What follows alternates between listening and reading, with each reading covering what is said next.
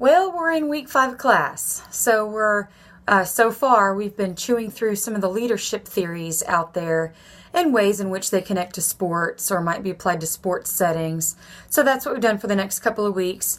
From here on out, we're going to be looking at a little bit more of some more solid structures, and I think you'll especially notice that this week when we look at the various structures of organizations. So just real quick, I want to go over some things from last week, week 4. It took me a long time to grade your stuff from last week, and I apologize for that. But I did. And when I was reading your article review assignments, a little bit of feedback on that.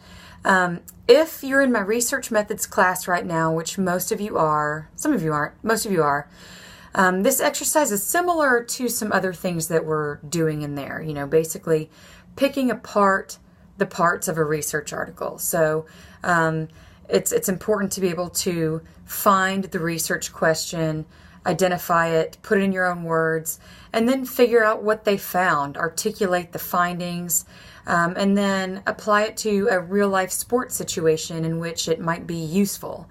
So in an interesting way that I saw a couple of you apply your findings in this article, why might this be useful in sports? And the article said it, but then you were able to kind of re-articulate it as well, how your whatever leadership theory you looked at in your article was useful in a volunteer setting. So I noticed that a few of you said that, and that kind of struck a chord with me because I've worked for a lot of different marathons, and we rely on literally hundreds of volunteers. And it's very challenging to provide leadership for volunteers, primarily because you don't know each other and you may not even interact with each other until race day. And so all of a sudden you're supposed to have this great product all set up and use your volunteers and get this big thing done without any kind of previous relationship or leadership. And so how do you provide good leadership to volunteers that you may not have any prior history or experience with? So I thought that was an interesting application that I saw in a couple of, in the articles that a couple of you chose. It was, they had used those results to apply to volunteers, and you talked about that. So anyway, just an example of some things I saw in the article review. For the most part, great job on your APA reference listing.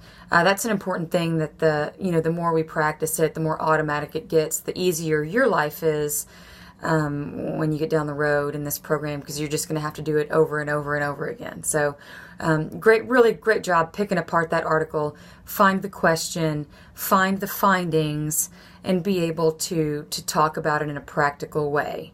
So this week, we're talking about organizational structure, and that means how our organizations set up. We're going to look at some important considerations of organizational structures. And the video I've got posted below, it's from a funny movie. It's a joke, but it's a great illustration of one of the big violations of Fayol's principles of management, which is that in organizations, you should only have one supervisor. That clip is so funny because he talks about how he's got 8 different bosses. And if you look in Fayol's principles of management, one of the principles describes how an effective and efficient organization only has individuals in that organization only have one direct supervisor, so that they can avoid some of those duplications of instructions. So anyway, we're going to look at some different principles of organizational structures like Fayol's principles of management, as well as some different structure designs. And there are a lot. There's a lot of different terms and categorizations this week, so it's a little bit technical.